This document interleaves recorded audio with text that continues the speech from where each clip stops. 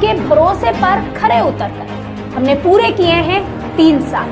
आपका क्षेत्र, आपके मुद्दे, हम बने हैं आपकी आवाज। सटीक खबरें, बेबाक अंदाज, आपका अपना न्यूज चैनल लाइव टीवी समाचार।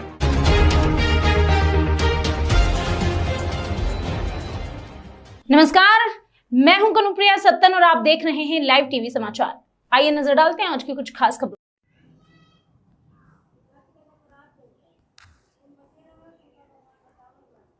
गोंडा से खबर है। कोड़िया बाजार थाना क्षेत्र में आज एक युवती की लाश मिलने से इलाके में हड़कंप मच गया। प्रत्यक्षदर्शियों के अनुसार युवती के शरीर पर चोटों के निशान साफ दिखाई दे रहे थे। अत्यधिक गर्मी और शरीर पर चोटों के निशान होने के कारण युवती का शरीर भी काफी फूला हुआ था। पूरा मामला कोड़िया बाजार थाना क्षेत्र के अहियाचेत गांव के मजरा सुखनीपुरवा का है, जहां रहने वाले ध्रुव नारायण शुक्ला की पुत्री काजल शुक्ला कल सुबह घर से बिना बताए कहीं लापता हो गई थी, जिसकी आज गांव से कुछ दूर पर डेड बॉडी बरामद की गई है। सूत्रों की माने तो काजल की हत्या करने के बाद उसकी डेड बॉडी को लाकर गांव के बाहर फेंक दिया गया। थानाध्यक्ष कोड़िया विद्यासागर पांडे ने बताया है कि पोस्टमार्टम रिपोर्ट के आने के बाद ही स्पष्ट हो पाएगा कि उसकी हत्या हुई है या फिर उसकी स्वाभाविक मौत है। लेकिन जिस तरीके से युवती की लाश गांव के बाहर मिली है, उसे देखकर यह जरूर आशंका जताई जा रही है कि उसकी मौत तात्कालिक न होकर एक दिन पहले हुई है। गोंडा जहांगीरनाथ प्रसाद शुक्ला, कल एक अधिवक्ता साथी की पुलिस अभिरक्षा में मृत्यु की सूचना मिली, जिस पर हम लोग वहां गए और आज उसी के बारे में कि उनकी एफआईआर भी नहीं लिखी गई थी, हम लोगों ने ज्ञापन दिया और अन्य मांगे रखी है।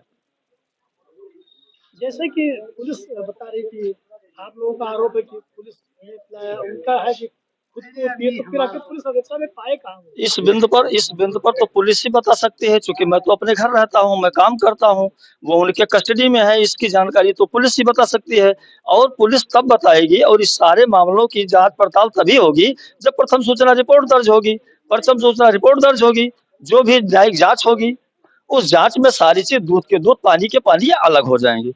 रही बात पुलिस की, यह कल का प्रकरण है कि पुलिस उनके परिजनों से सादे पेपर पर हस्ताक्षर करा रही थी, जो मेरे हस्तक्षेप से उस पर फिर लिखा जाना सुनिश्चित किया गया। तो आखिर कौन सी परिस्थिति जो सादे कागज पर हस्ताक्षर किया जा रहा था? ऐसा क्या है इस प्रकरण जमीन घोटाले में कि अब तक 2 मौत पुलिस कस्टडी में हो? मैं इसके बारे में कुछ नहीं कह सकता हूँ। जितने भी जमीन घोटाले में जितने भी अपराधी होंगे, उन सबको जेल जाना चाहिए, लेकिन जेल जाना, अपराध करना, अपराधियों को मौत के घाट उतारना किसी पुलिस का काम नहीं है। जो कानून का राज है, कानून चलेगा, लेकिन इस पूरे समाज में एक तरीके से, एक तरफ से जितने भी भूमि घोटाले के अपराधी हो सबको गिरफ्तार किया जाए। ऐसा नहीं है कि कोई बड़ा व्यक्ति है तो उसको छोड़ दिया जाए, किसी अन्य व्यक्ति को टार्चर किया जाए। जितने भी लोगों की लिस्ट हो, जितने भी उसमें आए जाए, सब अपराधी को गिरफ्तार किया जाना चाहिए, और लेकिन उनकी जुडिशियल सिस्टम के साथ होना चाहिए। ऐसा नहीं है कि किसी को गिरफ्तार करके उनको जीने का अधिकार सबको है।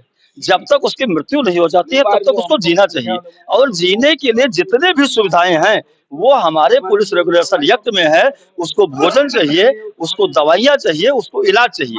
अगर प्रॉपर इलाज में किसी की मृत्यु हुई है तो यह पूरी तरह से पुलिस की निष्क्रियता है, लापरवाही है, और इसके लिए वो दोषी हैं।